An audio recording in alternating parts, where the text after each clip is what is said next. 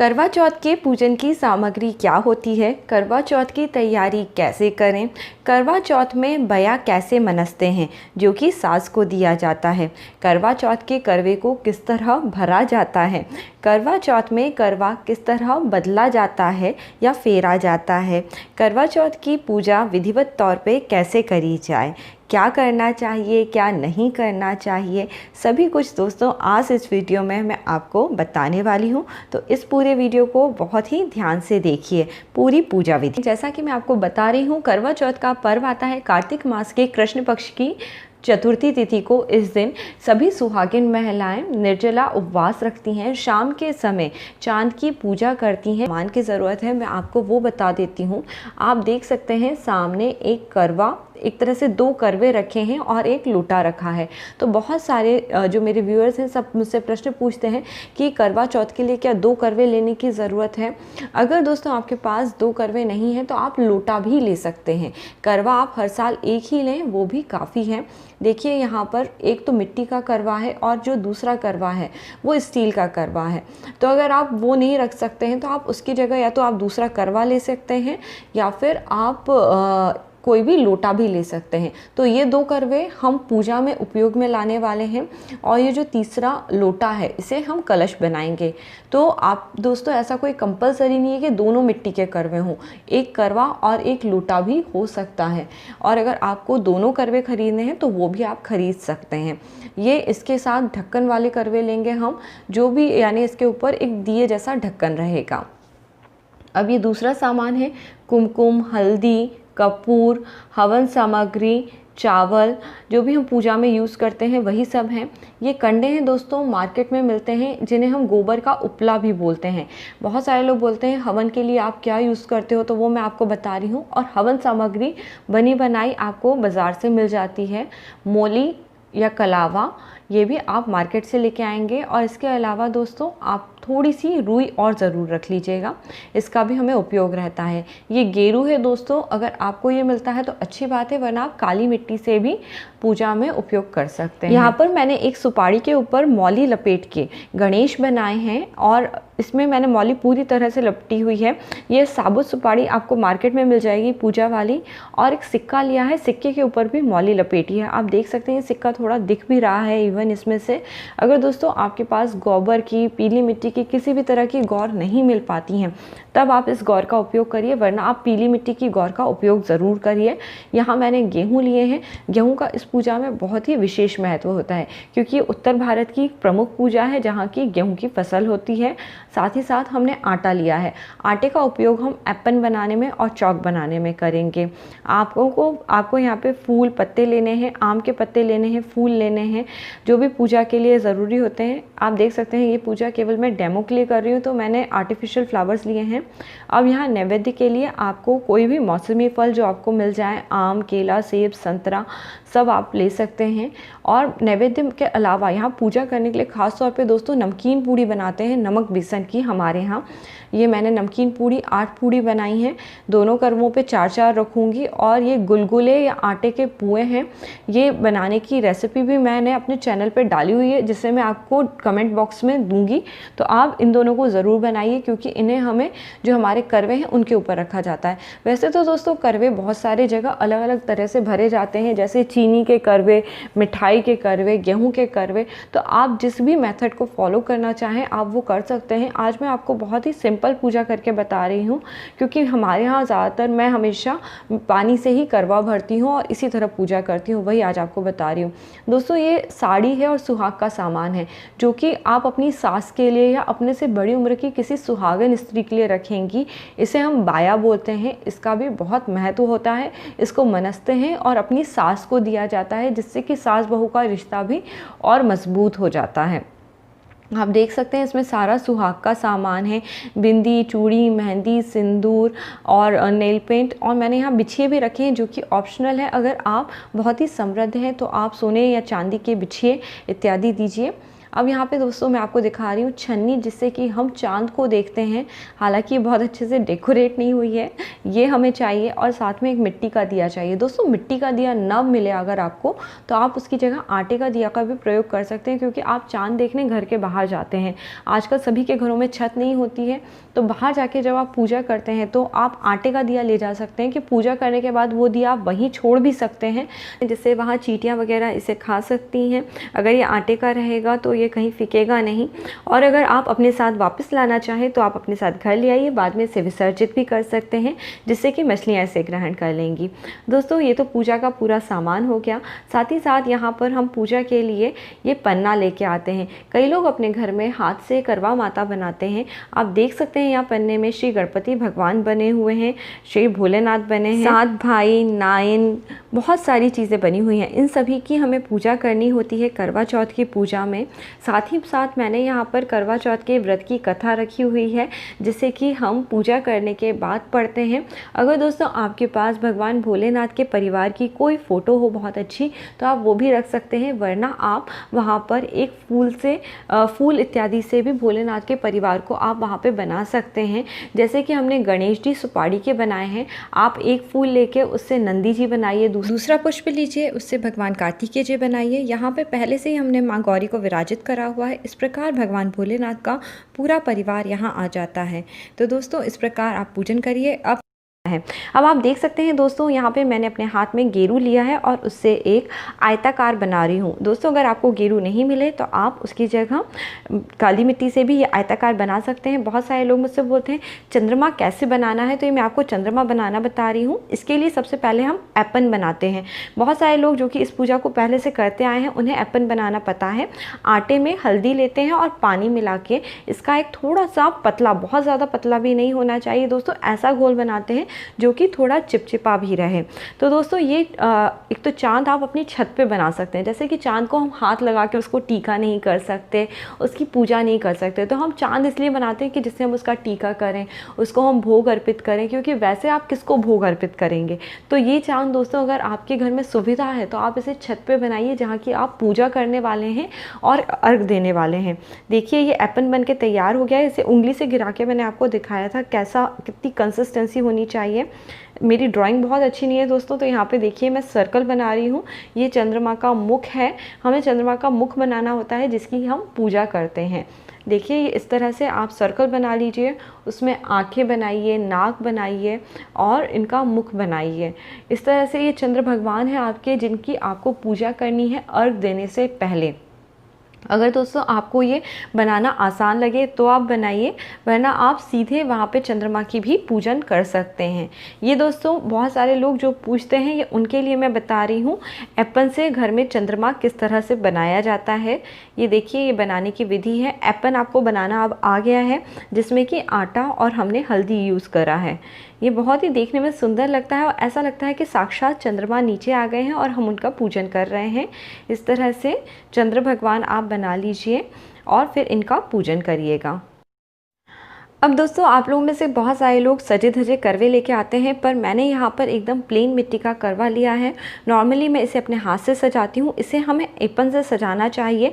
जो करवे का मुंह है, यानी जो ऊपर की तरफ इसमें टोटी बनी हुई है, उससे लेके हम इसमें एक लाइन लगाते हैं।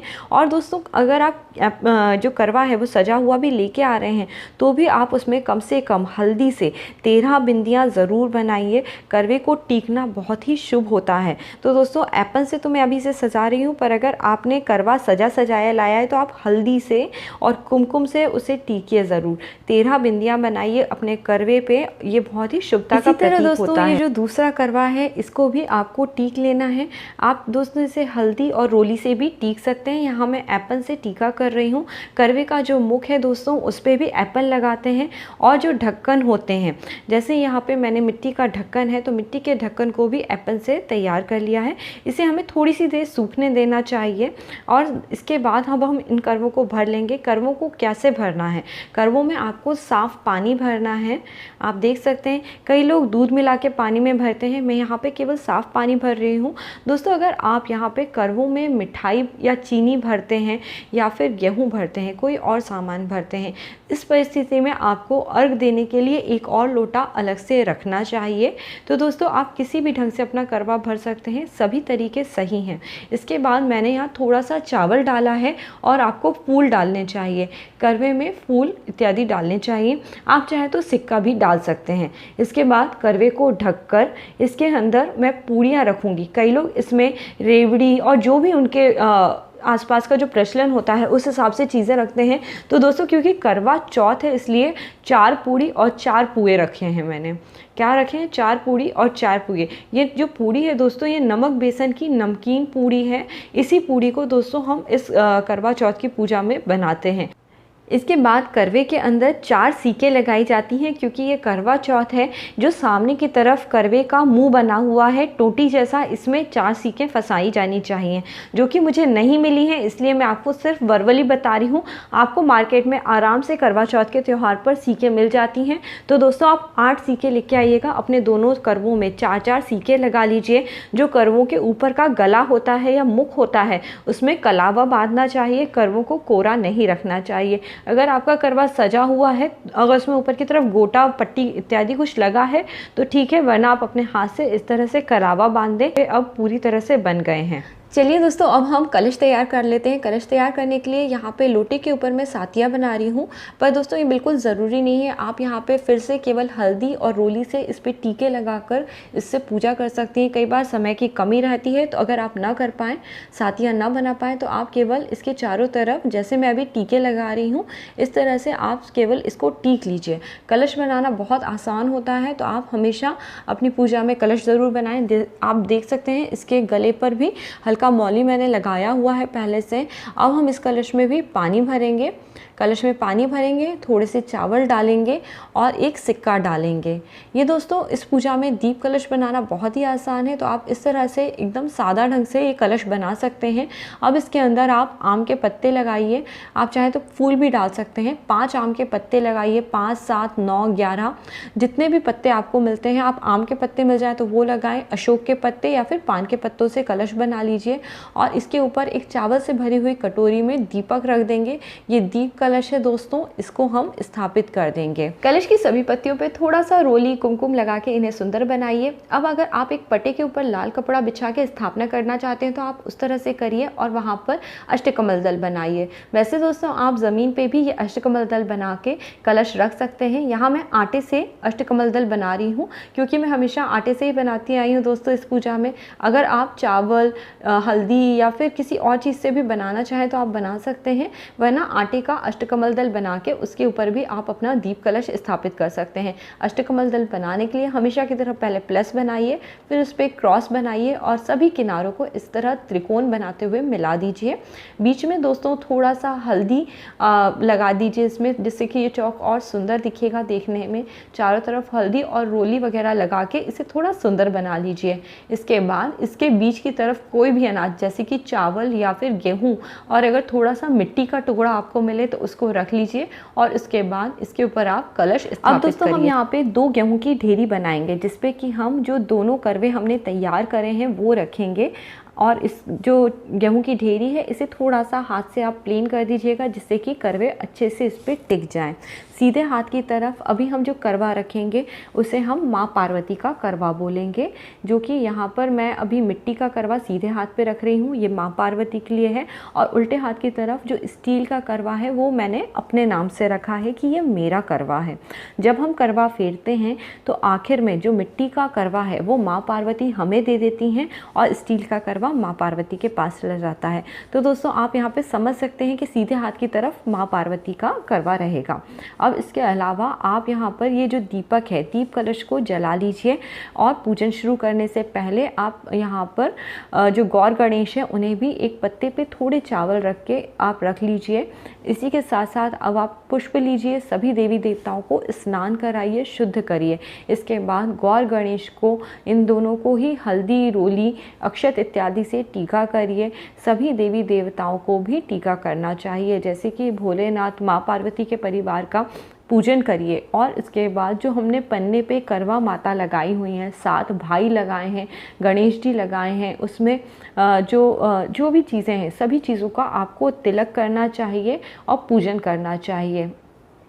इस तरह से माता रानी से अपने सुहाग की अच्छी लंबी आयु रहे। इस दिन पर दोस्तों क्रोध नहीं करना चाहिए, अच्छी भावना के साथ पूजन करना चाहिए।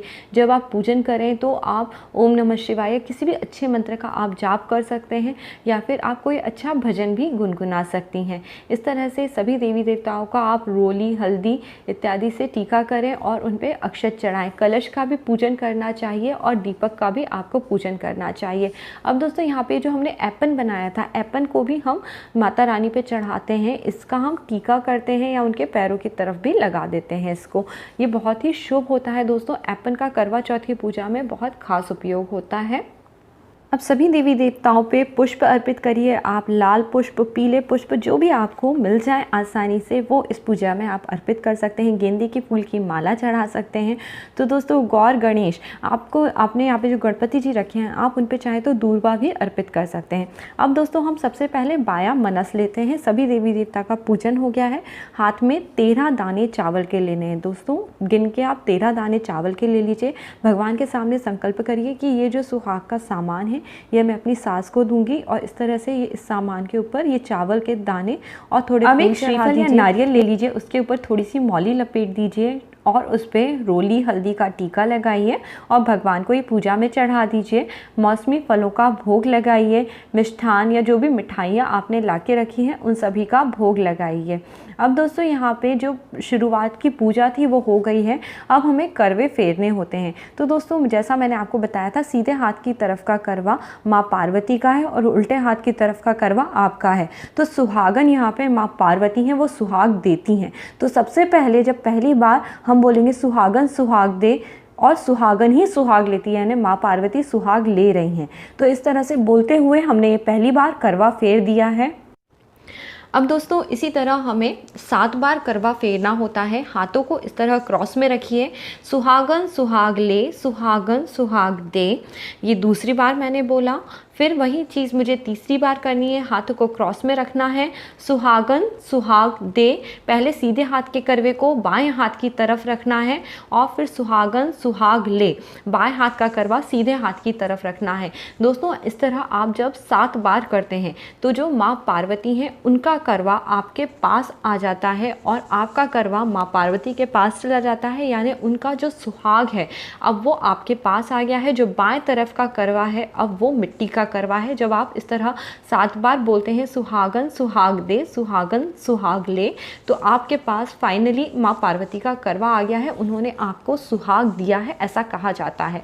तो दोस्तों अगर आपके साथ पूजा करने वाला या करवा बदलने वाला कोई नहीं है तो इस तरह से आप अपना करवा बदलिए। अब आपके पास सुहागन सुहाग ले के साथ जो आपने आखिर में बोला सुहाग ले, यानी आपने माँ पार्वती से सुहाग ले लिया है, उनसे करवा आपको मिल गया है। इसकी अब आपको पूजन करनी है, इससे आपको अर्घ देना है। साथ ही साथ यहाँ पे अब आपको पढ़नी है करवा चौथ की व्रत की कथा, जो कि आने वाले वीडियो में मैं आपको बताऊंगी कि करवा चौथ की व्रत की कथा आपको कैसे पढ़नी चाहिए, कैसे बोलनी है। आप हाथ में थोड़े से चावल ले लें, पुष्प ले लें, करवा चौथ की व्रत की कथा पढ़िए और आपको थोड़ी सी अग्यारी यानी हवन करना है। अगर आपसे करते बने तो इसके लिए गोबर का उपला है, उसको थोड़ा सा गैस पे गर्म कर लीजिए और फिर उसको एक हवन के लिए बर्तन में रख लीजिए और हवन सामग्री से आप वहाँ पर 5 आहुति, 7 आहुति, 9 आहुति भगवान भोलेनाथ का नाम लेके ओम नमः शिवाय का जप करते हुए आप वहाँ हवन करिए। एक पूजन की थाली में दिया लीजिए, घी का दीपक जलाइए, कपूर जलाइए और थोड़े से पुष्प और चावल रखिए थाली में और करवा माता की आरती करिए। इस दिन पर गणेश भगवान की आरती होती है और शिव जी की आरती होती है। सभी देवी देवता का यहाँ पे चरण स्पर्श करिए, क्षमा प्रार्थना करिए। अब जब शाम का समय हो जाए, जब चंद्रोदय हो जाए, तब चंद्र भगवान का पूजन करना चाहिए। उन्हें तिलक करिए रोली हल्दी चावल से और उन्हें मिष्ठान भोग इत्यादि चढ़ाइए और यहाँ पर आप इनका आरती करिए जैसे हम आसमान में करते हैं। एक पूजा की थाली तैयार कर लेते हैं जिससे हम अर्घ देंगे। यहाँ पर ये थाली आप सजी हुई ले सकते हैं जिसमें मिठाई, रोली, कुमकुम, हल्दी, चावल हो, दिया हो जिसमें एक घी का दीपक बना हुआ है। अब आप अपने कलश जिससे आप अर्घ देने वाले हैं वो रख सकते हैं। मैं यहाँ पे अपना वही कलश लेती हूँ जो माँ पार्वती ने मुझे दिया है अर्घ देने के लिए। अगर आपने इसमें मिठाई और गेहूँ भरा है तो आप एक दूसरा बर्तन ले सकते हैं या लोटा ले सकते हैं जिससे कि आप अर्घ दें। ये पूजा की पूड़ियाँ आप इसमें से हटा के कॉर्नर पर रख सकते हैं। जिस समय आप अर्घ दें आप छत पे जाएं, वहाँ पर आप छन्नी से चंद्र देवता के दर्शन करिए, उन पे रोली, हल्दी, कुमकुम इत्यादि दूर से अर्पित करिए और आप अपने जो यहाँ पे मिठाई है और पुए हैं ये थोड़े से भगवान पे चढ़ाइए और उनका पूजन करिए। करवे के आगे लगी हुई सीकों को निकालते हुए उनमें से हटाकर आप वहाँ पर अर्घ दीजिए। आरती करने के लिए इस तरह से आप यहाँ पर ये दिया रख लीजिए और इसको छन्नी में से देखते हुए वहाँ पर भगवान की आरती करिए। और लास्ट में आप वहाँ पे थोड़ा सा पानी चढ़ाइए। चंद्र भगवान की आरती हो गई है। इसके बाद आप इसी छन्नी से अपने पति का मुख देखिए। अगर पति नहीं है तो उनकी फ़ोटो देख के आप उनका आरती करिए, पूजन करिए, उन्हें टीका लगाइए, उन्हें मिठाई वगैरह खिलाइए और अपने पति के पैर छूइए और इस व्रत को पूर्ण करिए। एक साफ गिलास में दोस्तों आप पानी रख लें जिससे कि आपके पति आपको पानी पिला के आपके उपवास का पारायण करा सकें। और इसके बाद आपको अपने घर के सभी बड़े बुजुर्गों, अपनी सास, ससुर इत्यादि सभी के पैर ज़रूर छूने चाहिए और उनसे आशीर्वाद लेना चाहिए। दोस्तों आपके करवे के ऊपर ये जो पूड़ियाँ रखी हैं ये पूड़ी आपको खानी है, यानी जो 4 नमकीन पूड़ी और पुए हैं ये आपके प्रसाद के हैं। अब मैं आपको इन्हीं सब सामान को किस तरह से आपको विसर्जित करना है, क्या क्या करना है वो भी यहाँ पे बता देती हूँ। तो यहाँ पे दोस्तों जो भी आपने सामान चढ़ाया है, जैसे फल फूल चढ़ाए हैं, मिठाई चढ़ाई है, इन्हें आप घर के लोगों को बांट सकते हैं प्रसाद में। ये जो बाया है इसे आप अपनी सास को दे सकते हैं या सास समान कोई स्त्री, आपसे बड़ी उम्र की सुहागन स्त्री हो उन्हें दे सकते हैं, ब्राह्मणी को भी दे सकते हैं ये सामान। अब इसके बाद यहाँ पर जो हमने कलश में जल भरा है और माँ पार्वती के जो लोटे में जल भरा हुआ है उसे आप कच्ची मिट्टी में डाल दीजिए। उनके अंदर के चावल को और सिक्के को निकाल दीजिएगा। उस चावल को और जो आपके दीप कलश के नीचे चावल रखा है उसको और करवे के नीचे जो गेहूं रखे हैं इन सभी चीज़ों को विसर्जन करना होता है। जो गौर गणेश बनाए हैं उसमें से जो गणेश है उनका भी विसर्जन होगा। गौर सिक्के की हैं और जो लोटे के अंदर सिक्का डला हुआ है इन दोनों को आप किसी कुंवारी कन्या को दे दें, पंडित को दे दें। तो इस तरह से इन सब चीज़ों को आप हटा सकते हैं। नारियल को भी दोस्तों आप विसर्जित कर सकते हैं या पंडित को दे सकते हैं। दोस्तों आप देख सकते हैं यहाँ मैंने कुछ पैसे रखे हुए हैं। ये दक्षिणा आप चाहें तो ब्राह्मण देव को भी दे सकते हैं या अपनी सास को भी दे सकते हैं। और जो सुहाग का सामान है उसमें से भी कुछ सामान आप चाहें तो ब्राह्मण देव को दे सकते हैं। अब आपके करवे के ऊपर की जो पूड़ियाँ हैं इन्हें आपको अपने भोजन में लेके इन्हें ग्रहण करना है। ये 4 पूड़ी और पुए आपको लेने हैं और जो माँ पार्वती के कलश पे चढ़ी हुई पूड़ियाँ हैं वो आप अपने पति को भी दे सकते हैं, बच्चों को भी दे सकते हैं घर में खाने के लिए। और इसके अलावा दोस्तों आप यहाँ पर जो भी सामान है, जैसे मैंने आपको विसर्जन विधि बताई, आप उस तरह से विसर्जन करिए। पूजा पाठ एकदम भक्ति भाव के साथ करिए। अब यहाँ पर कुछ लोग सरगई खा के व्रत रखते हैं, तो अगर आप सरगई खाते हैं तो सुबह का समय अगर जैसे सूर्योदय 5 बजे हो रहा है तो आपको जो सरगई है वो और सुबह 4 बजे यानी सूर्य उदय से पहले आपको अपनी सरगई खा लेनी है। अगर आपके पास आपकी सास सरगई नहीं दे पाती हैं, किसी भी कारण से वो दूर हैं या नहीं हैं, तो आप जो सरगई का सामान है जिसमें कि रबड़ी होती है, पराठे होते हैं, ये सब चीज़ें, फल वगैरह भी होता है, तो जो भी चीज़ें आपको मिल पाती हैं सरगई का जो भी सामान आपको पता है आप वो सब लाके यहाँ माँ पार्वती को अर्पित करके आप उन्हें भी बोल सकती हैं कि हे माता रानी आपकी तरफ से ये सरगी मैं ग्रहण कर रही हूँ। ये भी संभव ना हो तो आप किसी बड़ी उम्र की स्त्री से भी सरगई ले सकती हैं जो आपसे उम्र में बड़ी हो। दोस्तों मध्य प्रदेश, राजस्थान कई जिलों में भी लोग बाग करवा चौथ का व्रत रखते हैं पर वहाँ पे सरगई खाने का प्रचलन नहीं है। मैं भी सरगई नहीं खाती हूँ, मैं सुबह से निर्जला उपवास रखती हूँ। अगर आप में से कोई लेडीज़ हैं जिनका गर्भाधारण चल रहा है या फिर प्रेग्नेंट हैं तो वो इस उपवास में दिन में अगर आपको डॉक्टर ने बोला है कि आपको खाना बहुत ज़रूरी है तो आप दूध पी सकती हैं या फिर कोई दूध की मिठाई वगैरह आप खा सकती हैं। फल खा के जो भी संभव हो, आपकी तबीयत जितना आपका साथ दे आप उस तरह से इस व्रत को रखें। व्रत को रखते वक्त हमें हमेशा अपने भाव निर्मल रखने चाहिए, दिन भर क्रोध नहीं करना चाहिए और भक्ति भाव से पूजन करना चाहिए। अब दोस्तों इसी के साथ करवा चौथ के व्रत में और भी कई सारी बातें होती हैं जो कि मैं अपने आने वाले वीडियोज़ में आपके साथ शेयर करूँ।